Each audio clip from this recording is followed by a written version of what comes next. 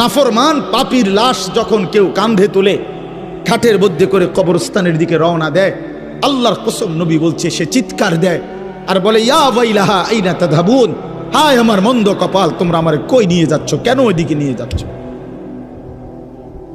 রাসূলুল্লাহ সাল্লাল্লাহু আলাইহি ওয়াসাল্লাম বলেন, ওই নাফরমানের চিৎকার আল্লাহর সমস্ত মাখলুকাত, শুধু মানুষ এবং জিন ব্যতীত বাকিরা সবাই শুনতে পায়। ওয়ালাউ সামিআল ইনসানু লাসাইকা, নবীজি বলেন মানুষ যদি একবার শুনতো, সাথে সাথে সমস্ত মানুষ চিৎকার দিয়ে বেহুশ হয়ে পড়ে যেত, বেহুশ হয়ে পড়ে থাকত। ওরে ভাইয়া, কবরের আযাব না, শুধু ওই খাটিয়াটা নিচ্ছে একমাত্র কবরস্থান, এই সময়ের চিৎকার।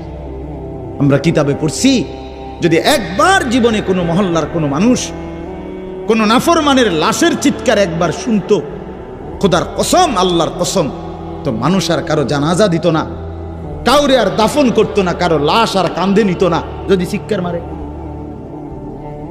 কথা বুঝেন নাই?